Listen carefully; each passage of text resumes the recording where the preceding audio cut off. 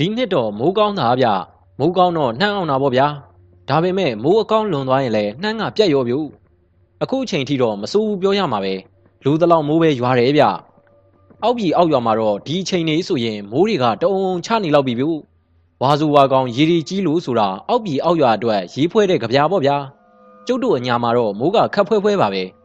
ဒါပေမဲ့ကျုပ်ကဝါစုဝါကောင်ရေကြီးချိန်မှာတပြေသီးမဲ့တွေကောက်ခဲ့ဘူးတယ်ဗျချင်းတွင်းမြင့်ရဲ့လက်တက်ချောင်းခွဲတစ်ခုပေါ့ဗျာရေတကွန်ချောင်းနယ်ဗျ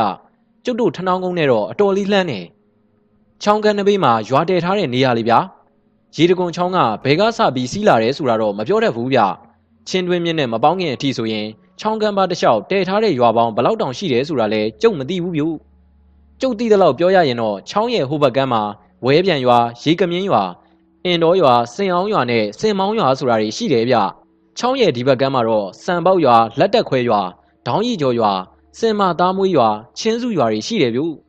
ကျုပ်ရောက်ဖူးခဲ့တာကလက်တက်ခွဲရွာလေးဗျဘိုးလူပေခေါ်လို့ကျုပ်ကလိုက်သွားတာဗျရေတကွန်ချောင်းကနေထပ်ပြီးခွဲထားတဲ့ချောင်းလက်တက်လေးမှာတည်ထားတဲ့ရွာကလေးမို့လို့လက်တက်ခွဲရွာလို့ခေါ်တာဗျအင်ကြီးက200ကျော်လောက်တော့ရှိတယ်တရွာလုံးလဲလုံးကြတယ်စပားအဓိကစိုက်ကြတာပေါ့ဗျာတီးထက်တီးညက်တွေလည်းအနေချင်းတော့စိုက်ကြတယ်ဗျမတ်ပဲတို့ပဲတီစိမ့်တို့ပဲကြီးတို့ပေါ့ဗျာအချို့ဘက်မှာတော့ဇီးပင်တွေလည်းစိုက်ကြတယ်ဗျလူတရက်လောက်မြင်တဲ့ဇီးပင်တွေရားနဲ့ချီအောင်ကိုစိုက်တာပေါ့ဗျာဘိုးလူပင်နဲ့ကျုပ်ကလိုက်သွားတော့ကမိုးတွင်းမယ်ဗျအဲ့ဒီဘက်မှာကမိုးကောင်းတယ်လေလဲကွင်းတွေထဲမှာရေတွေမှဖွေးလို့ပြုစပားတွေစိုက်နေကြတာကောက်စိုက်သမားတွေဆိုတာတချင်းတွေကိုတကြောကြောဆူနေတာဗျကျုပ်ကထနောင်းကုန်းကကိုစိတ်ဖွားနဲ့အင်းကြီးတွေလည်းလိုက်ဖူးတယ်အောက်ပြည်သွားပြီးတော့ငတလောက်ငပိကောင်ဝဲတာလည်းလိုက်ဖူးတယ်ဗျကျုပ်ကအညာသားဆိုပေမဲ့လှေလဲကောင်းကောင်းလှော်တတ်တယ်ဗျကျုပ်နဲ့ဘိုးလူပေပြန်တော့လက်တက်ခွဲကလူတွေကျုပ်ကိုထနောင်းကုန်းအထိလိုက်ပို့ကြတာဗျအဲ့ဒီဘက်ကလူတွေကလည်းတော်တော်တော့ခင်တတ်တယ်ဗျကျုပ်ကလှဲကောက်ရင်ဟိုတွေးတီတွေးနေတာဗျမြေစီထဲတဲ့ပလတ်စတစ်ရဲ့အထူကြီးတွေကိုအဘကထက်ပြီးတော့ကျိုးနဲ့စီးထားတာဗျအဲ့ဒီအိတ်အလိတ်ကြီးကိုလှဲဖို့ကိုတင်လိုက်တယ်နွားမောင်းဖို့နဒန်ယူလိုက်တယ်ကျုပ်တို့ရွာမှာနွားမောင်းနဲ့နဒန်ဆိုတာနှင်းနှံကိုပြောတာဗျ2000လောက်ရှိတဲ့ဝါတုတ်ပေါ့ဗျာထိတ်မှာတန်းချောင်းသေးသေးလေးတူတူလေးမြုပ်ထားတယ်ဗျနွားတွေဖြောင်းဖြောင်းမသွားတဲ့အခါလှဲမယုံတဲ့အခါတို့ဆိုရင်တင်မားကိုနဒန်ကတန်ကြုံလေးနဲ့ထိုးပေးရတာပေါ့ဗျာတတရေအစင်းသင်းဖြစ်ပြီလားဟေ့အေးအစင်းသင်းမဲ့ဟေ့မင်းကိုစောင့်နေတာကွာကျုံနဲ့တိုးလာကဒီနေ့တောင်ရွာစုဘက်သွားပြီးတော့မြေလိုင်ကူကြီးတွေမှာလင်းတို့ချီသွားကြုံမလို့ဗျလင်းတို့ချီဆိုတာကျုပ်တို့ယာခင်းတွေအတွက်အကောင်းဆုံးသဘာဝမြေဩဇာပဲလေဗျာယာရီထဲမှာတစ်နှစ်တစ်ခါလင်းတို့ချီပတ်ပေးနိုင်ရင်နှမ်းနေပဲတွေကလှုပ်ကိုကောင်းတာဗျ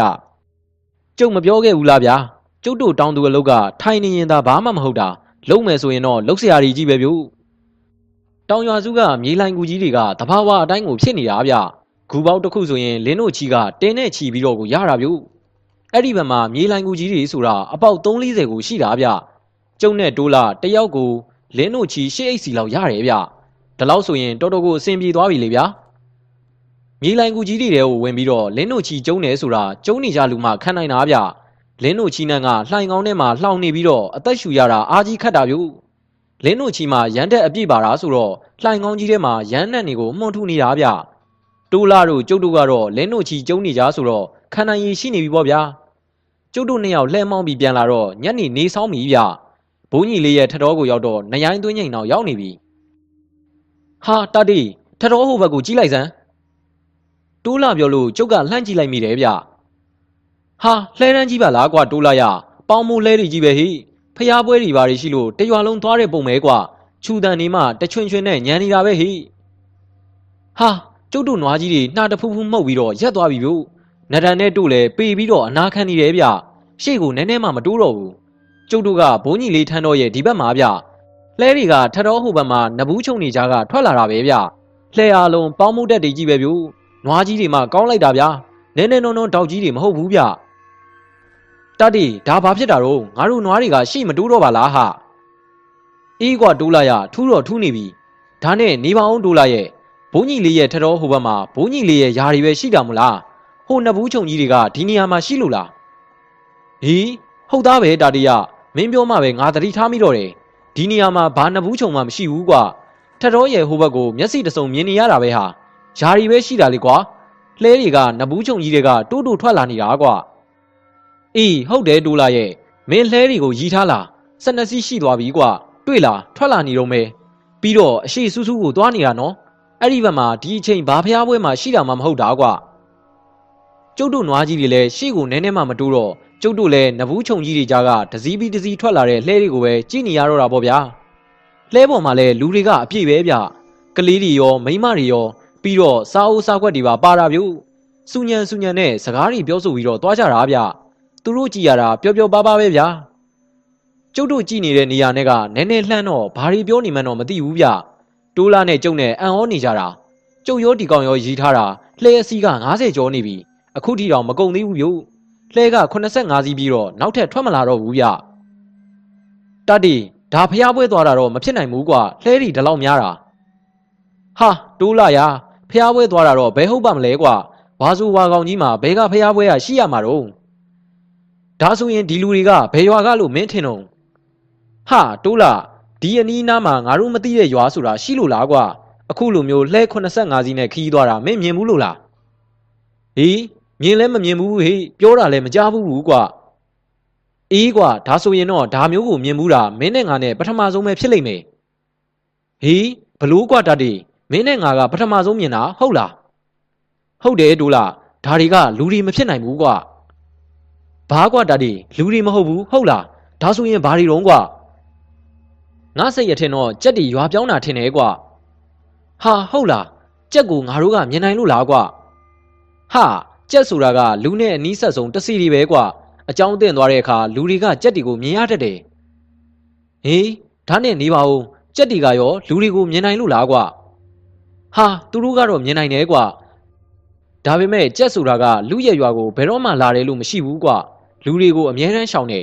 ငါသိတာကတော့လူလိုပဲအိမ်နဲ့ဘာနဲ့မိသားစုနဲ့ရက်နဲ့ရွာနဲ့နေကြတဲ့တစီတစ်မျိုးပဲကွာဥစ္စာဆောင်နေတိုက်ပြောင်းတာရောမဖြစ်နိုင်ဘူးလားကွာဟာဥစ္စာဆောင်တော့မဖြစ်နိုင်ဘူးကွာငါ့ကိုငါဆရာကြီးဘိုးလူဘေကပြောဘူးတယ်ဥစ္စာဆောင်တိုက်ပြောင်းတာကဒီအချိန်မဟုတ်ဘူးကွာညသကောင်လောက်မှပြောင်းတာဆိုပဲအခုဟာကနေရိုင်းသွင်းငိန်ဆိုတော့ဥစ္စာဆောင်မဖြစ်နိုင်ဘူးဒါကကြက်ရွာပြောင်းတာပဲဖြစ်မယ်ကွာကဲသွားကြစို့ကွာမိုးလဲချုပ်တော့မယ်ကျုပ်ကပြောဆိုဆိုနဲ့နွားတွေကိုနဒန်နဲ့တိုးလိုက်တယ်ဗျတိုးလာကလည်းသူ့ရဲ့နွားတွေကိုနဒန်နဲ့တိုးတာပေါ့ဗျာဒါပေမဲ့နွားတွေကမသွားသေးဘူးဗျဟာတတ်တီဘာဖြစ်တာတော့မသိဘူးကွာကြက်တီငါတို့ကိုတခုခုလှုပ်သွားလားမသိဘူးဟာတိုးလာကလည်းမဟုတ်တာတွေပြောတော့မယ်ခဏလောက်စောင့်ကြည့်စမ်းပါဦးကွာ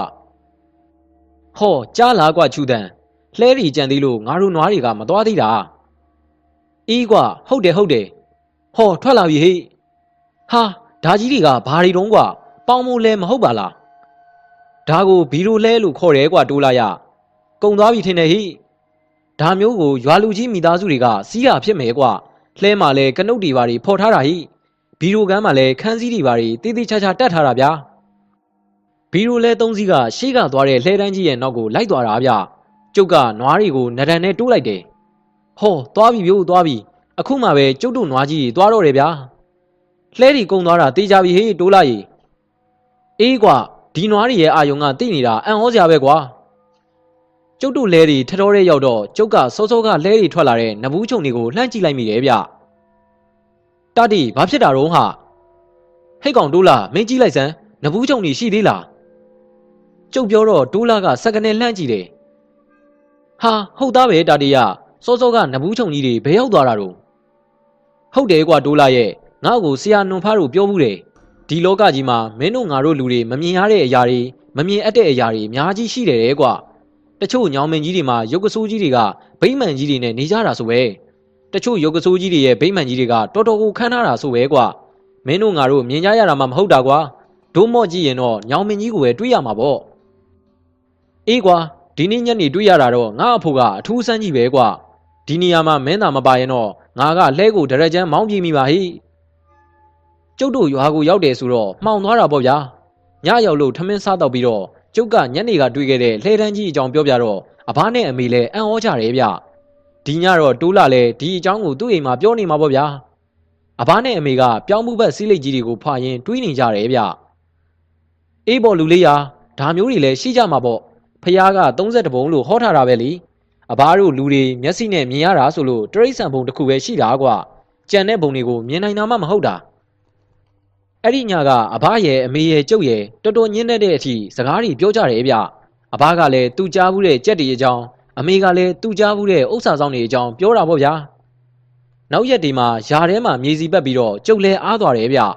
အားတော့လေဆရာတို့အကြောင်းကိုသွားပြီးတော့ဝေယဝစ္စလေးတွေလောက်ကင်ပြီးရေစီတိုက်နွားစာပြောင်းယူရိတ်ပေါ့ဗျာတာတီရီဧည့်သည်ဟိမင်းကိုလာရှာတာတဲ့ကွာဧည့်သည်ဆိုတော့ကျုပ်ကအံ့ဩပြီးဝိုင်းဝါကိုလှမ်းကြည့်လိုက်မိတယ်တောင်ပိုင်းကဘာခင်ဆိုတဲ့ကောင်လိုက်ပို့တာဗျကျုပ်ကနွားစာကုန်နေလို့စင်းကုန်မှာပြောင်းယူတွေဆင်းပြီးအခုပဲအိမ်ရှိဘက်ကိုထွက်လာတာဗျဝိုင်းထဲကိုရီပြီးဝင်လာတဲ့လူနှစ်ယောက်ကိုကျုပ်ကလှမ်းကြည့်လိုက်တော့ဘယ်သူမှမသိဘူးဗျအသက်ကတော့40အရွယ်တွေပဲ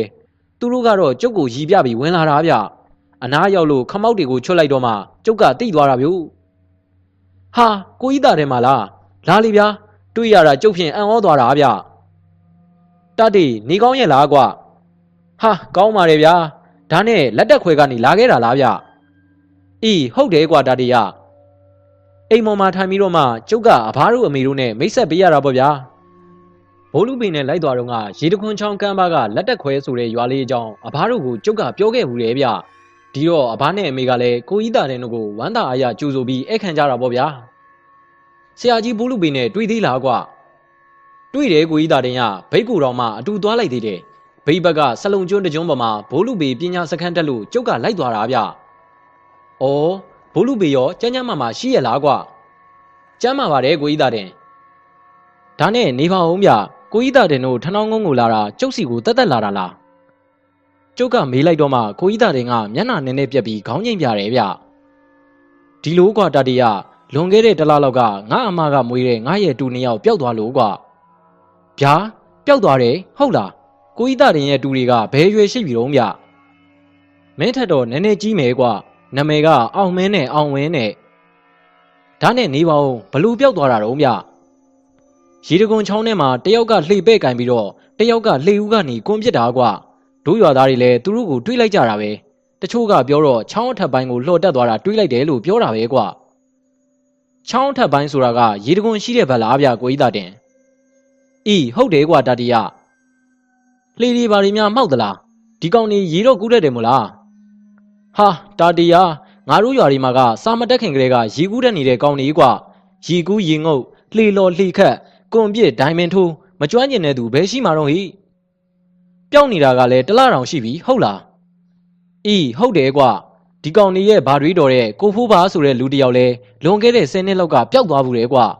အခုလိုပဲလှေတစ်စင်းနဲ့ငါးသွားများတာလှေရောလူရောပျောက်သွားတာ10နှစ်ရှိပြီဟိသူတို့အဖေရဲ့ညီပေါ့ကွာအခုငါတို့ကဒီကောင်နှစ်ယောက်သူတို့ဘာတွေးလို့ဖြစ်သွားမှာကိုစိုးရိမ်နေတာကွာထူးတော့ထူးဆန်းတာဗျနေအောင်ကွာတတိယမင်းစီကိုလာရတဲ့အကြောင်းကိုငါပြောဦးမယ်ဒီလိုဟိကောင်လေးနှစ်ယောက်ပျောက်သွားတော့သူ့အမေငါအမလည်းမျက်ရည်နဲ့မျက်ခွက်ပေါ့ကွာစုစုပေါင်းမှသူတို့မှဒီကောင်နှစ်ယောက်ပဲသားသမီးရှိတာလေအခုနှစ်ယောက်စလုံးပျောက်သွားတော့ထိုင်မရထမရဖြစ်တော့တာပေါ့ကွာအဲ့ဒါနဲ့ကြားဘူးသမျှဘေးဒင်းနေမီနက်တွေကိုမေးပေါ့ကွာအဲ့ဒါနဲ့ဟိုတနေ့ကတော့တစ်ဖက်ကန်းကရီကမြင်းကနက်ကတော့ဒေါ်ရီတာကြီးခေါ်ပြီးတော့မေးတာဟိဒေါ်ရီတာကဦးမင်းကျော်ခေါင်းဆွဲဆူလားဘာဆူလားကွာအဲ့ဒါနက်ပင့်တာဦးမင်းကျော်မဝင်မနဲ့မဖဲဝါဆိုတာဝင်လာတယ်ကွာဗျာမဖဲဝါဟုတ်လားကိုကြီးသားတင်ဟုတ်ပါဗျာအဲ့ဒီမှာပြောတော့တာပဲကွာနင်းသားနှစ်ယောက်ကမသိဘူးဒါပေမဲ့ဒီမှာမရှိဘူးတခြားတနေရာမှာရောက်နေတယ်ထနောင်းကုန်းကတာတီကိုမြန်မြန်သွားခေါ်ကြတာတီရောက်လာမှဘာလုပ်ရမယ်ဆိုတာငါပြောမယ်ဆိုပြီးတော့ပြောသွားတာကွာငါအမလှုပ်တဲ့သူကငါ့ကိုနဘူးနစားလှုပ်တော့တာပေါ့ကွာထနောင်းကုန်းကမောင်တာတီကိုချက်ချင်းသွားခေါ်ပေးပါငါသားကြီးမသိဘူးပြောတယ်သွားခေါ်ပေးပါကြည့်ပဲပြောနေလို့ငါတို့ကထွက်လာတာကွာဩဒီလိုလားဗျတခြားနေရာဆိုတော့ဥစ္စာဆောင်တိုက်တီဘာတွေများလားမသိဘူးလေအဲ့ဒါတော့ငါတို့လည်းမသိဘူးကွာမင်းလာမှပြောမယ်လို့မဖဲဝါကပြောသွားတယ်ဒါနဲ့နေပါဦးတာတီကမင်းနဲ့အဲ့ဒီမဖဲဝါဆိုတာနဲ့ကတကယ်အဆက်အသွယ်ရှိလို့လားရှိတယ်ကိုကြီးတာတင်ရဲ့ရှိတယ်ဒါနဲ့နေပါဦးဗျအခုကိုကြီးတာတင်တို့လှဲနဲ့လာကြတာလားလှဲကရောဘယ်မှာထားခဲ့တာတော့ဟာငါတို့လှဲနဲ့လာတာမဟုတ်ဘူးကွာမြင်းနဲ့လာကြတာမင်းစီးဖို့လဲမြင်းတစီပါလာတယ်မင်းမြင်းကောစီးတတ်လားမစီးတတ်လေကိစ္စမရှိပါဘူးကွာငါတို့ဆွဲသွားမှာပေါ့ကျုပ်မြင်းစီးတတ်ပါတယ်ဗျဟာဒါဆိုရင်တော့ဟန်ကြတာပေါ့ကွာကျုပ်ကဘလို့ညင်းလို့ရမှာတော့ဗျာရီတကွန်ချောင်းဆိုတာကျုပ်တို့ရွာနဲ့ကတော်တော်ဝေးသေးတာဗျဒါပေမဲ့မဖဲဝါကအခေါ်လွတ်တယ်ဆိုတော့ကျုပ်လိုက်ရမှာပေါ့ဗျာအဘနဲ့အမေကိုအကျိုးအကြောင်းပြောခွင့်တောင်းပြီးတော့ကျုပ်ကရီတကွန်ချောင်းကိုလိုက်ခဲ့ရတယ်ဗျ ကိုကြီးတာတင်တို့ကသူတို့မြင်းတွေကိုကျုပ်အိမ်လိုက်ပို့တဲ့ဘာခင်တို့ဝိုင်းမှာထားခဲ့တာဗျဘာခင်ရဲ့အဘနဲ့ကိုကြီးတာတင်ကလူခင်နေဆိုပဲကျုပ်အတွက်ယူလာတဲ့မြင်းကမြင်းညိုကြီးဗျဒေါက်လေတော်တော်မြင့်နေမြင်းနဲ့ဆိုတော့ခရီးတွင်တာပေါ့ဗျာရောက်တဲ့ညကတော့ခရီးကလည်းပန်းလာတော့ဘာမှမလုပ်နိုင်ပါဘူးစောစောပဲအိယာဝင်လိုက်ရတာပေါ့နောက်နေ့ရောက်တော့ကျုပ်ကစီစဉ်ရတယ်ဗျတိုက်တိုက်ဆိုင်ဆိုင်လို့ပဲပြောရတော့မှာပေါ့ဗျာလက်တက်ခွဲကိုအမဲသားတယ်လာတယ်ဗျကျုပ်ကအမဲသားတပိတ်တာဝယ်ပြီးတော့ချက်ခိုင်းထားလိုက်တယ်ပြီးတော့ထမင်းတိုးချက်ပေါ့ဗျာတစ်ဖက်ကန်းရေကမြင်းကနက်ကြော်ဒေါ်ရီသားကြီးကိုလည်းခေါ်ခိုင်းထားလိုက်တယ်ညနေဆောင်တော့ငှက်ပြောဘက်ခင်းပြီးထမင်းနဲ့အမဲသားဟင်းကိုထမင်းတောင်ပြင်ခိုင်းတာပေါ့ဗျာကျုံမေးကြည့်တော့လက်တက်ခွဲတို့ဒေါင်းရီကျော်တို့စင်မာသားမွေးတို့ချင်းစုတို့ကလေးရွာပေါင်းပြီးတော့တင်းချိုင်းတစ်ခုထားတာဆိုပဲနည်းနည်းလန်းတယ်လို့တော့ပြောတယ်ဗျမိုးချုပ်တာနဲ့ခက်ပေါက်တူလှေတဲကိုကျုပ်ရဲ့နက်ကြော်ဒေါ်ရီသားရဲ့ကိုကြီးသားရင်ရဲ့ဆင်းခဲ့ကြတယ်ထမင်းတောင်းကိုတော့လှေခတ်ဖို့ခေါ်လာတဲ့ကိုကြီးသားတဲ့တို့စည်ရင်ကထမ်းလာတယ်ဗျမိုးကချုပ်နေပြီဆိုတော့ကိုကြီးသားတဲ့ကလှေဦးမှထိုင်ပြီးမီးအုပ်ကြီးတစ်ခုထွန်းလာတယ်မီးအုပ်ဆိုတာကရေနံစီမီးခွက်ကြီးထည့်ပြီးထွန်းတဲ့တွပြအုပ်ဆောင်ပေါ့ဗျာကုတ်ကူကုံတင်းချိုင်းနေဗျလေးရွာပေါင်းတင်းချိုင်းဆိုတော့တင်းချိုင်းကတော်တော်ကိုကြီးတာဗျအုတ်ကူတွေမှဖွေးဖွေးလှုပ်နေတာတင်းချိုင်းစရက်ကလည်းတော်တော်ကိုကြီးတယ်ဗျကျုပ်ကမဖဲဝါကိုစားပွဲတော့ဝဲပေးရင်တင်းချိုင်းထဲမှာပေးရတာမဖဲဝါကတင်းချိုင်းမှာကျွေးမှသူ့ပိုင်နာလီဗျဒေါ်အေးတာနဲ့ကျုံနဲ့ကအခုမှတိကြတာဆိုတော့ဂူခက်ကြီးကြီးတစ်လုံးကိုရွေးပြီးကျုပ်ကငှက်ပြောဘက်ခင်းထမင်းပွဲပြင်လိုက်တယ်ပြီးတော့ဖျောင်းနိုင်တိုင်းထွန်းလိုက်တယ်ဗျဘေးမှာလည်းရေတစ်ခွက်ကိုချထားပြီးတယ်ဒါမျိုးကိုတခါမှမမြင်ဘူးတဲ့ကိုကြီးတာတဲ့တို့ဒေါ်အေးတာတို့ကတော့မျက်လုံးကြီးပြူးပြီးကြည့်နေကြတာပေါ့ဗျာအားလုံးပြင်ပြီးတော့မှကျုပ်ကမဖဲဝါကိုပင့်တာဗျအရှိနေထွက်အနောက်နေဝင်တောင်တငါကိုမြောက်တူဝုံတွင်ရောက်ရအရက်ရှိရဌာနကနေပြီးဒီနီယာဒီဌာနကိုအမြန်ဆုံးကြွလန်းခဲ့ပါတင်းချိုင်းရှင်မကြီးမဖဲဝါဗျာထနောင်းကုန်းကတာတီစားပွဲတောက်ပွဲတွေနဲ့မဖဲဝါကိုကြိုးပါတယ်ဗျာအမြန်ဆုံးကြွခဲ့ပါဟောမဖဲဝါရဲ့ခွေးကြီးအတန်ဗျမဖဲဝါလာပြီထင်တယ်ဗျဟာလာပြီဗျလာပြီမဖဲဝါကြီးလာပြီဗျဂူရီဘော်ကနေရွေ့လာတဲ့ဖြူဖြူရိတ်ကြီးကိုကျုပ်မြင်နေရတယ်ဟောဖြူဖြူရိတ်ကြီးကလက်အုပ်ချီပြီးထိုင်နေတဲ့နဂရော်ဒေါ်အေးသားကြီးကိုဝင်ကတ်လိုက်ပြီဗျဒေါ်အေးသားကြီးကလက်တွေကွေးကောက်ပြီးအပေါ်ကိုမြောက်တက်လာတယ်။သပင်ဖားရကြီးနဲ့မတ်တက်ကြီးထရက်ပြီးတော့ဂူပေါ်မှာပြင်ထားတဲ့ထမင်းတွေကိုကြည့်နေတယ်။ဟာခုံပြီဗျဒေါ်အေးသားကြီးခုံပြီဗျလွှာကနေနေတာပါပဲဗျာ။ဂူကြီးပေါ်ကိုရောက်သွားပြီဗျ။ထမင်းပွဲကြီးနားမှာဒူးကြီးတစ်ဖက်ထောင်တစ်ဖက်လဲကာကာကြီးထိုင်ပြီးတော့စားတော့တာပဲဗျာ။ကိုကြီးသားတင်တို့အိမ်ကလည်းအမဲသားချက်ကလွတ်ကောင်းတာဗျ။အမဲသားဟင်းနှန်းကမှုှကြိုင်နေတာ။မဖဲဝါကြီးကလည်းစားတော့တာဗျ။စားရင်နဲ့ကျုပ်ကိုပြောတယ်ဗျ။တတိနင်လိုက်လာလို့ဒီလူတွေကံကောင်းသွားတာအဲ့ဒီကောင်လေးနှစ်ကောင်ကဒီဘုံမှာမရှိတော့ဘူးအတူရကယ်ဘုံကိုရောက်နေတယ်နင်လိုက်ခေါ်မှရလိမ့်မယ်အန်ရယ်ကတော့တော်တော်များတယ်ဒါပေမဲ့နင်လိုက်မခေါ်ရင်အဲ့ဒီကောင်လေးတွေဘယ်တော့မှပြန်လာလို့ရမှာမဟုတ်တော့ဘူး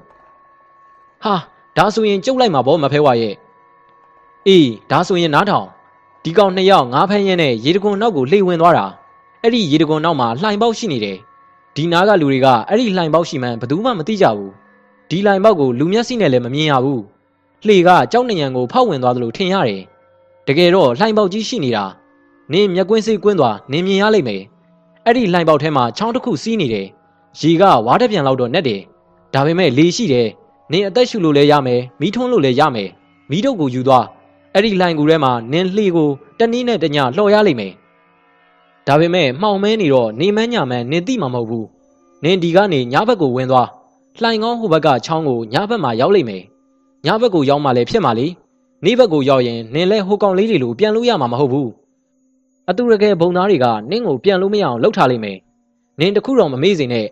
လှိုင်ကောင်းဟိုဘက်ကိုနင့်လေထွက်သွားတာနဲ့အဲ့ဒါလူပုံမဟုတ်တော့ဘူးဆိုတာအမြဲတတိထားပြီးတော့နင်ရောက်တဲ့ညတညပဲအချိန်ရမှာညရင်ချင်းကောင်လေးတွေကိုလိုက်ရှာနင်အော်ခေါ်ကြည့်ညဘက်ဆိုရင်အတူရကယ်ဘုံသားတွေတယောက်မှမရှိကြဘူးတောင်ကောင်းကြီးတွေထဲမှာငရဲခံဖို့ခွေးကြီးတွေအစားခံဖို့တွားကြရတယ်မနဲ့လင်းတာနဲ့ပြန်ရောက်လာမှာနော်နင်ကောင်လေးတွေကိုခေါ်ပြီးမိုးမလင်းခင်လှိုင်ကောင်းထဲကိုရောက်အောင်ပြန်ဝင်ပြီးတော့လှိုင်ကောင်းထဲကိုရောက်ရင်အန်ရယ်ကင်းတယ်မဖဲဝါကအမဲသားတွေရောထမင်းတွေရောအကုန်စားပြီးတာနဲ့ပြန်သွားတာဗျမဖဲဝါရဲ့ခွေးကြီးဦးတဲ့အတန်ကတဖြည်းဖြည်းနဲ့ဝေးသွားတယ်ဗျဒေါ်အေးသားကြီးလည်းဂူပေါ်မှာပုံရက်သားလဲပြီးတော့တတိမိတ်နေတယ်ကျုပ်ကအစင်သင့်ပါလာတဲ့တစ်ဆုံစီးတော်ရည်စင်နဲ့တောက်လိုက်တော့မှတတိပြန်ရလာတယ်ဗျမဖဲဝါပြောသွားတဲ့အကြောင်းလေးကိုကျုပ်ပဲကြားရတာဗျလက်တက်ခွဲကိုလှေတစင်းနဲ့ပြန်ရောက်လာတော့ည10နာရီတောင်ရှိပြီဗျကျုပ်ကိုကျွန်းသားနဲ့ဆက်ထားတဲ့လှေတစင်းပေးတယ်ကျုပ်ကလှော်တက်အပူနှချောင်းတောင်းတယ်ဗျ အပြန်ကြရင်အောင်မင်းတို့အောင်ဝင်းတို့ကိုပါလှော်ခိုင်းရမှာလေဗျာစက်သားကြောင့်မီးဖုတ်ပြီးစီရွှဲရွှဲဆန်းထားတာရဲ့ကောက်ငင်းကြည်တော့တည်းရဲ့ကျုပ်ကိုပေးလိုက်တယ်ဗျရိတ်ခါကြောက်ပေါ့ဗျာအပြန်ကြရင်၃ယောက်စားရမှာလေဗျာများများယူလာရတာပေါ့ဗျပြီးတော့ရေနံအပြည့်ထည့်ထားတဲ့မီးခွက်ကြီး၃ခွက်နဲ့မီးအုပ်ကြီးကြီးတစ်လုံးလည်းယူခဲ့တယ်မျက်ကွင်းစီကွင်းလိုက်ပြီးတာနဲ့ကျုပ်ကမီးခွက်ကြီးတစ်ခွက်ထွန်းလိုက်တယ်ဗျမီးအုပ်ထဲကိုမီးခွက်ကြီးထည့်ပြီးတော့လှေအလယ်မှာထားလိုက်တယ်ကျုပ်ကစပြီးတော့လှော်ပြီးပြို့ရေကိုဆန်ပြီးတော့တက်ခဲ့တယ်ချောင်းအထက်ပိုင်းမှာရေတကွန်ကရှိတာကိုဗျရေတကွန်ရဲ့တစ်ဖက်ကန်းကကက်လော်ရတာပေါ့ဗျာဒါမှရေစည်းကတက်တာမှာဗျကျုပ်ကရေတကွန်ရဲ့အထက်ဘက်ကိုရောက်အောင်လှေကိုလှော်တက်လိုက်ပြီးမှချောင်းတစ်ဖက်ကန်းကိုဖြတ်ကူလိုက်တယ်ကျုပ်ရေတကွန်ဘက်ကန်းကိုရောက်လာတာပေါ့ဗျာလှေကိုအရှိန်ထိန်ပြီးတော့ရေတကွန်ရဲ့နောက်ကိုဝင်လိုက်တယ်ဟာဟိုမှာတွေ့ပြီဗျလှိုင်ကောင်းအပေါက်ကြီးဗျရေတကွန်ကတိတ်အမြင့်ကြီးမဟုတ်ပေမဲ့ကြားတဲ့ရေကအပြန့်တော်တော်ကျယ်တယ်ဗျလက်လံ20လောက်ရှိမယ်ရေတကွန်နဲ့တောင်နှရံကြားမှာလှေ2စီးစာလောက်ရှိတယ်ဗျအဲ့ဒီနာရောက်တော့ရေကဆွဲနေတယ်ရေတကွန်နောက်ဖက်ကိုဆွဲနေတာလေကျုပ်ကအလိုက်ထိုက်လေးလှေကိုထိမ့်ပြီးတော့လိုက်သွားလိုက်တယ်လှိုင်ကောင်းအပေါက်ကြီးကရေကိုဆွဲနေတာဗျကျုပ်ကပါသွားပြီဗျဝင်သွားပြီဗျကျုပ်လှော်လာတဲ့လှေကလှိုင်ကောင်းထဲကိုဝင်သွားပြီအောင်မင်းတို့အောင်ဝင်းတို့လှေလဲဒီလိုပဲပါသွားတာဖြစ်မယ်ဗျကျုပ်ကဓနုပြူမီးကက်ကလေးချစ်ပြီးတော့မီးရုပ်ကိုထွန်းလိုက်တယ်ရေနံစီမီးခွက်ကကြီးတော့မှောင်နေတဲ့လှိုင်ကောင်းထဲမှာလင်းသွားတာပေါ့ဗျာလှိုင်ပေါက်ဝနဲ့နီးတုံးကသာရေစည်းကပြင်းတာဗျလှိုင်ပေါက်နဲ့ဝေးလာတော့တဖြည်းဖြည်းရေစည်းငိမ့်လာတယ်ကျုပ်ကမီးရုပ်ကမီးအောင်နဲ့ဘေးဘီကိုကြီးလိုက်တယ်ဗျလှိုင်ကောင်းကအဝသာကျင်းတာဗျအထဲမှာကြတော့အကျယ်ကြီးပဲဟိုခေါင်မိုးကကျုပ်စိတ်အထင်ဝါနှစ်ပြန်လောက်မြင့်မယ်ဗျလှိုင်ကောင်းထဲမှာစီးနေတဲ့ချောင်းရဲ့အကျယ်ကတင်ပေ90လောက်ရေပြင်ကြီးဗျတချို့နေရာမှာရေထဲကထိုးထွက်နေတဲ့ကြောက်ချွန်းကြီးတွေကိုတွေ့ရတယ်ကျုပ်လက်မှာပတ်ထားတဲ့နာရီကမီးစုံလက်တန်နေဆိုတော့အမောင်ထဲမှာလင်းနေတော့တာပေါ့ဗျာကျုပ်နာရီကြည့်လိုက်တော့8နာရီခွဲပြီဗျမီးယုံနဲ့ဘေးဘီကိုထိုးကြည့်လိုက်လှေကိုမှန်မှန်လှော်လိုက်ပေါ့ဗျာတချို့နေရာရောက်တော့ရေထဲကငါးကြီးတွေထပွက်တာကိုတွေ့ရတယ်ငါးကြီးတွေမှအကြီးကြီးတွေပါဗျာကျုပ်စဉ်းစားကြည့်တယ်ဗျဒီငါးကြီးတွေကကျုပ်တို့လူပုံကငါးတွေလားအတူရကယ်ပုံကငါးတွေလားဆိုတာစဉ်းစားလို့မရပါဘူးဗျာတကယ်တော့ဒီလိုင်ကောင်းကြီးကလူပုံနဲ့အတူရကယ်ပုံကိုဆက်ထားတဲ့မြစ်တစင်းဗျကျုပ်လှော်လာတဲ့လေကအတူရကယ်ပုံကိုဥတီပြီးတော့သွားနေတာပေါ့ဗျာကျုပ်နာရီကိုတတိယအကြိမ်ကြည့်တော့မနက်3နာရီအောင်ထိုးပြီဗျကျုပ်လည်းတော်တော်ကိုအိတ်ချင်နေပြီဒါပေမဲ့ကျုပ်မအိပ်ရဲဘူးဗျကျုပ်အိပ်ပျော်သွားတဲ့အချိန်မှာဘာတွေဖြစ်မယ်ဆိုတာကျုပ်မတွေးတတ်ဘူးဗျအိတ်ချင်တဲ့စိတ်ကိုပဲပျောက်အောင်ဖျောက်ပြရတော့တာပေါ့ဗျာစီစိန်ထားတဲ့စက်သားကြောက်လေးကိုတစ်ဖက်ယူပြီးတော့ကျုပ်ဝါးလိုက်တယ်ပြီးတော့ပလတ်စတစ်ပုံတွေကရေကိုနည်းနည်းငှက်တောက်လိုက်တယ်အိတ်ချင်စိတ်တော့ပြေသွားတယ်ဗျကျုပ်ကလှေကိုမှန်မှန်ပဲဆက်လော်ခဲ့တယ်မနက်6နာရီမနက်9နာရီဒီအချိန်ဆိုရင်အပြင်လောကကြီးမှာနေထွက်ပြီးတော့မိုးလင်းနေပြီပေါ့ဗျာဒီလိုင်ကောင်းထဲမှာတော့မှောင်မဲနေတာဗျအဲ့ဒါကြောင့်မဖဲဝါကကျုပ်ကိုပြောလိုက်တာနေလားညလားနင်းသိမှာမဟုတ်ဘူးတဲ့ဟုတ်ပါဗျာနာယီပါလာလို့သာအပြင်မှာနေဖြစ်နေတာကိုသိရတာဗျကျုပ်ကလှော်တက်ကိုခြေထောက်နဲ့ညှက်ပြီးပဲ့ကင်ထားလိုက်တယ်ရေစည်းကလည်းနှင်းနှင်းလေးဆိုတော့လှေကလည်းကျုပ်မလော်ရင်ရွေ့ရဆိုုံလေးပဲရွေ့နေတာဗျပါလာတဲ့ကောင်းချင်းကြီးတောက်ကိုဖဲ့ပြီးစက်သားကြောက်လေးနဲ့တဝစားထားလိုက်တယ်ဘိုက်ပြေသွားတော့မှလူကအားပြေသွားတာဗျပြီးတော့ကျုပ်ကမျက်နှာလဲတစ်လိုက်တယ်ဗျဒီတော့မှလူလဲလန်းသွားတာပေါ့ဗျာကျုပ်ကလေကိုဆက်လော်တယ်ကြောက်ဆောင်နေကြောက်ချွန်းနေတွေ့ရင်ကိုယ်လှော်လိုက်ရေပြင်ကြီးမှရှင်းနေရင်အားဆိုင်လှော်လိုက်ခြေတွေလက်တွေညောင်းလာရင်ခဏနားပြီးတော့အစာလေးစားပြီးရေလေးတောက်လိုက်နဲ့မွန်းတဲ့ချိန်ရောက်မွန်းတဲ့ချိန်ကနေညနေချိန်ရောက်ပေါ့ဗျာညနေ9နာရီခွဲတော့ကျုပ်ရဲ့မျက်နှာကိုအေးဆက်နေတဲ့လေအေးလေးကတိုက်သွားတယ်ဗျကျုပ်လှော်တဲ့လေကရှေ့ကိုရွေ့လာလေလေအေးတွေကတိုက်လာလေပဲဗျဂူပေါင်းနဲ့နီးလာပြီဆိုတာကျုပ်တီးလိုက်ပြီပေါ့ဗျာလှေကိုတတိထားလှော်ရင်းနဲ့ဂူပေါက်ကြီးကိုမြင်လိုက်ရတာဗျတရက်နဲ့တညအလင်းရောင်မမြင်ရတဲ့ကျုပ်ဆိုတာအလင်းရောင်ကိုမြင်လိုက်တော့ပျော်လိုက်တာဗျာဂူပေါက်ဝက်ကိုရောက်တော့ရှေ့မှာချောင်းကျယ်ကြီးဗျချောင်းကမ်းမမှာလည်းတစ်ပင်တွေပေါက်နေတယ်ဒါပေမဲ့တစ်ပင်တွေကကျုပ်တို့စီကတစ်ပင်တွေနဲ့မတူဘူးဗျအရွက်ကြီးတွေကအကြီးကြီးတွေတစ်ပင်ရဲ့ပင်စီတွေကလည်းကောက်ကောက်ကြီးတွေဗျမဖဲဝါကကျုပ်ကိုမှားလိုက်တယ်ညဘက်ရောက်သွားလိမ့်မယ်တဲ့အခုကျုပ်ရောက်လာတာကနည်းနည်းစောနေသေးတယ်ဗျအတူရကယ်ပုံမှာအလင်းရောင်မပြောက်သေးဘူးကျုပ်ကလှိုင်ကောင်းမြက်ထဲမှာပဲလှေတစင်းနဲ့ငိမ့်နေလိုက်တယ်မဖဲဝါကမှားလိုက်သေးတယ်လေဗျာဂူထဲရောက်ရင်အန္တရာယ်မရှိတော့ဘူးတဲ့ဒီတော့ကျုပ်လဲဂူထဲမှာပဲနေရတာပေါ့ဗျာကျုပ်ကနာရီကြည့်တယ်ဗျည9နာရီရှိပြီအတူရကယ်ပုံမှာလင်းနေတော့မယ်ဗျကျုပ်တို့လူပုံမှာတော့ဒီအချိန်ဆိုရင်မှောင်နေပြီပေါ့ဗျာဒါပေမဲ့တခုတော့ရှိတယ်ဗျသူတို့ပုံမှာကျုပ်တို့လိုနေအောင်တောက်တောက်ပပလင်းတာမျိုးမဟုတ်ဘူးဗျအလင်းကခက်ဖြော့ဖြော့ပဲလင်းတာကျုပ်တို့စီကနှင်းကြနေတဲ့စောင်းရသည်မနက်ခင်းလင်းတယ်လို့မှုံပြပြပဲလင်းတာဗျ အံ့ရောဗျာအတူရကယ်ဘုံကြီးကည8 နာရီကြာမှပဲမှောင်သွားတော့တာဗျဟေးထွက်ကြအချိန်ကြပြီဟေးဟာဘာတန်ကြီးတော့ကျုပ်ကတေးသေးချာချာနားထောင်ကြည့်မိတယ်ချောင်းကြီးရဲ့ဟိုဘက်ကန်ကအတန်ကြီးဗျမောင်းကြီးအကြီးကြီးကိုထုထုပြီးတော့အော်နေတာဗျထွက်ကြဟေးထွက်ကြအချိန်ကြပြီဟေးအော်မဖဲဝါပြောတဲ့နေဆန်ပြီးညရောက်ရင်ငရဲခံရတယ်ဆိုတာဒါကိုပြောတာထင်တယ်မဖဲဝါကပြောလိုက်တာပဲဗျတောင်ခေါင်းကြီးတွေထဲမှာခွေးကြီးတွေစားတာကိုခံကြရမှာတဲ့အမောင်ထဲမှာပဲကျုပ်ကငြိမ်ပြီးတော့နားထောင်နေလိုက်တယ်မီးအုပ်ကမီးကိုစောစောကပဲညှိထားတာဆိုတော့မှောင်ပိန်းနေတာဗျအဲ့ဒီအချိန်မှာပရစ်អော်တဲ့တန်ကိုကြားလိုက်ရတယ်ဗျအတူရကယ်ပုံမှာလဲပရစ်ရှိတာကိုလို့ကျုပ်ကတွေးလိုက်မိတယ်မောင်းထူးတဲ့အတန်ကြီးကတဖြည်းဖြည်းနဲ့ဝေးသွားပြီဗျကျုပ်ရဲ့နားထဲမှာလူတွေကျွတ်စီနဲ့ပြောတဲ့ဆိုတဲ့အတန်တွေကိုကြားနေရတယ်ဘာတွေပြောနေမှတော့ကျုပ်လဲနားမလည်ဘူးဗျတဖြည်းဖြည်းနဲ့လူတန်တွေဝေးပြီးပျောက်သွားတယ်ကျုပ်ကလှေကိုလှိုင်ငေါပေါက်ထဲကနေချောင်းရည်ပြင်းထဲကိုလှော်ထွက်လိုက်တယ်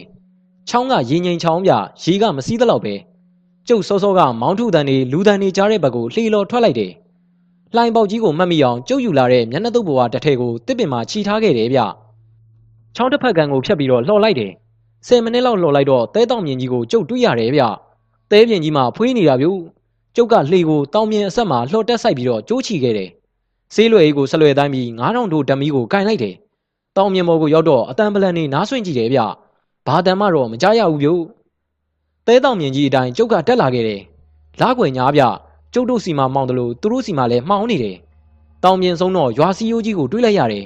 ဓမီတလက်နဲ့ကျုပ်ကရှောက်ပြီးတော့ထိုးကြည့်တာပေါ့ဗျာရွာတကားကိုတွေးတော့ကျုပ်ကရွာထဲကိုဝင်လာခဲ့တယ်အိုးအိမ်နေမှအိမ်ကြီးအိမ်ကောင်းနေကြီးပဲဗျတစ်သားအိမ်မဲမဲကြီးတွေဗျ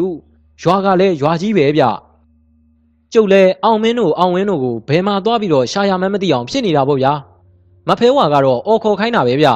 ျဒါပေမဲ့ကျုပ်ပါဇက်ကအော်ရမှာမရဲဘူးဖြစ်နေတာဗျကျုပ်လည်းရွာလန်းအတိုင်းအိမ်ကြီးကိုရှောက်ကြည့်တယ်အိမ်ကြီးတွေထဲမှာမီးတွေထွန်းရက်သားထားခဲ့တာဗျဒါပေမဲ့လူဆိုလို့တယောက်မှမတွေ့တော့ဘူးဒီအတိုင်းရှောက်ကြည့်နေလို့တော့မဖြစ်ဘူးဆိုပြီးကျုပ်ကသူတို့ကိုအတန်ကုန်អော်ပြီးတော့ခေါ်လိုက်ပါတယ်ဘာအတန်းမှမကြားရဘူးဗျကျုပ်လဲရွာလန်းနေတလန်းဝင်တလန်းထွက်ရှောက်သွားရင်းနဲ့မနာတန်းကိုလိုက်ခေါ်နေတာဗျအောင်ဝင်းရေအောင်ဝင်းအောင်မင်းဗျို့ဘသူခေါ်တာတော့ဗျဟောထူးပြီဗျို့ထူးပြီဒါဒီကောင်ကြီးရဲ့အတန်ပဲဖြစ်မယ်ဗျဒါပေမဲ့တတိတော့ပေါ့လို့မရဘူးဗျကျုပ်ကဆေးလွယ်ထဲကဘိုးလူပေပေးထားတဲ့အင်းတစ်ချက်ကိုထုတ်ပြီးတော့အစင်သင့်ကင်ပြီးလှမ်းမိလိုက်တယ်ဟေးအောင်မင်းမင်းကဘယ်မှာတော့ကျုပ်တို့ကဒီဘက်ကအိမ်ထဲမှာဗျအောင်ဝင်းရောရှိလားအဲ့ဒီမှာရှိတယ်ဗျို့ရှိတယ်ခမ ्या ကဘသူတော့ငါတာတီးကွာထနောင်းကုန်းကတာတီးကျုပ်ကမေးရင်ဆန်းရင်နဲ့ဒီကောင်းအတန်ကြားတဲ့ဘက်ကိုဓမီနဲ့ထိုးကြည့်တော့တစ်ပင်အုပ်ဆိုင်နဲ့ခြံဝင်းထဲမှာအိမ်တစ်လုံးဗျဘိုးလူပင်နဲ့ပါလာတဲ့တာတီလားဗ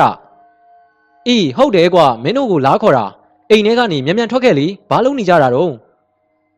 တာတီညရောက်ရင်ငါတို့ကဒီအိမ်ထဲကနေဘဲမှထွက်လို့မရဘူးကွာငါတို့မျက်စိထဲမှာတကားပေါက်ဆိုတာမတွေ့တော့ဘူးအားလုံးကနယံကြီးပဲဖြစ်နေတာကွာ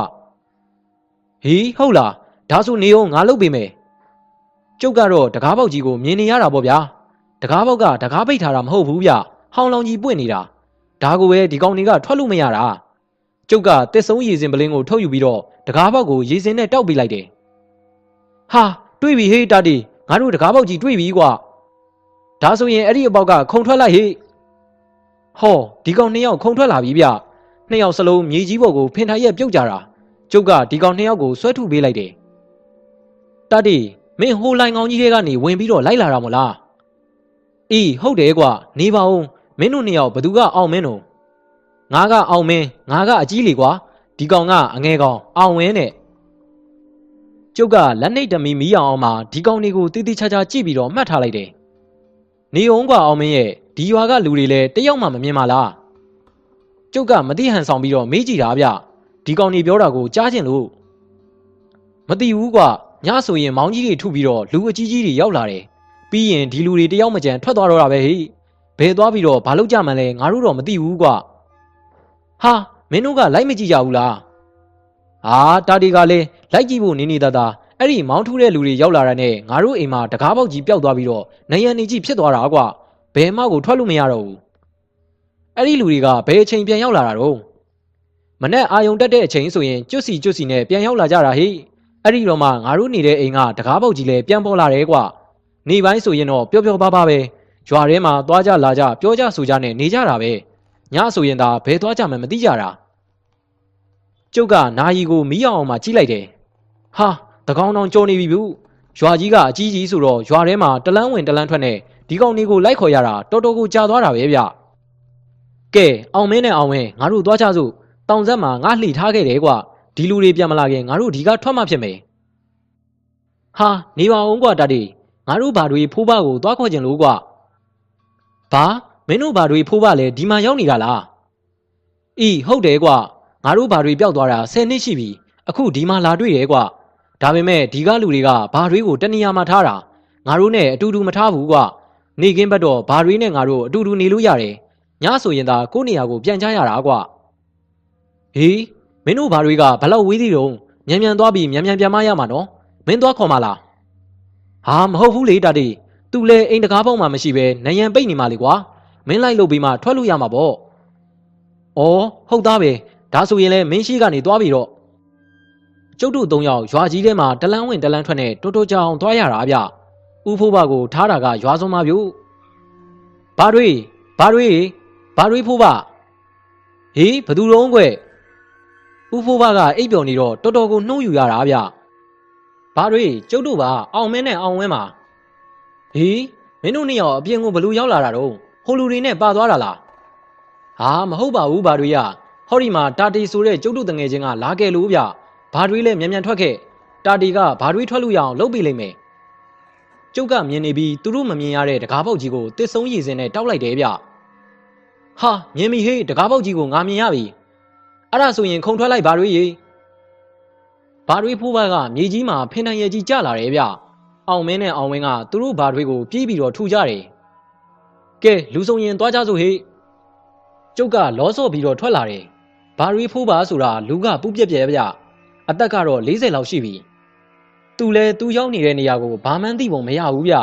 ျသူကတော့ဒီကိုရောက်နေတာ10နှစ်ရှိပြီဆိုတော့လမ်းတွေကိုမျက်စိမိတ်လျှောက်တောင်ရနေပြီပေါ့ဗျာကျုပ်ကဓမီကိုသူ့လက်ထဲထည့်ပေးလိုက်တော့ကိုဖိုးဘကရှေ့ကနေဥဆောင်သွားတယ်ဗျကျုပ်ကနာယီကိုကြည့်လိုက်တော့3နာရီထိုးပြီဟာကောင်းကင်ကြီးကလင်းလာပါလားဟာကိုဖိုးဘအာယုံတက်တော့မှလားဗျအေးဟုတ်တယ်ကွာဒီမှာကညရာတူတယ်တိတ်ပြီးတော့အိတ်ရတယ်မရှိဘူးကွာအာယုံတက်လာတာဘလူနေရာမှန်းကိုမသိပါဘူးကွာရွာနာမည်လည်းမရှိဘူးတဲ့ဘလူလူဒီမှန်းကိုမသိတာပါညဆိုရင်လည်းဘယ်သွားကြမှန်းမသိဘူးဟောလူတန်နေကြားရပြီဗျကျွတ်စီနဲ့ရွာထဲကိုပြန်လာကြတာကိုဖိုးကလူတန်နေကြားပြီပြေးတော့ဗျာပြေးတော့ကျုပ်ကပြောဆိုနဲ့စပြီးပြေးတော့သူတို့3ယောက်လည်းပြေးကြတော့တာပေါ့ဗျာလူတန်တွေကတော်တော်ကိုနီးလာပြီဗျရွာထဲကိုဝင်လာကြပြီထင်တယ်တော်ပါသေးရဲ့ဗျာရှေ့မှာရွာတကားမြင်နေရပြီကျုပ်တို့4ယောက်တဲတောင်မြင်ကြီးကိုဖျက်ပြီးတော့ပြေးကြတယ်ရေစက်ကိုရောက်တာနဲ့လှေပေါ်ကိုမြန်တက်ပြီးလှော်တက်3ချောင်းနဲ့စပြီးတော့လှော်ကြတာပေါ့ဗျာလိုက်ဟေးပြေးပြီဟာပြေးပြီလိုက်ကြလှေပေါ်မှာတယောက်ပိုးနေတယ်ပြစ်ကြစမ်းလှေမျိုးအောင်ပြစ်ကြစမ်းဟာကြောက်ခဲတွေနဲ့ကျုပ်တို့ကိုဝိုင်းပြစ်ကြတာဗျကျုပ်တို့ခေါင်းတွေပေါ်ကနေကြောက်ခဲတွေတဝီဝီနဲ့သွားတာဗျ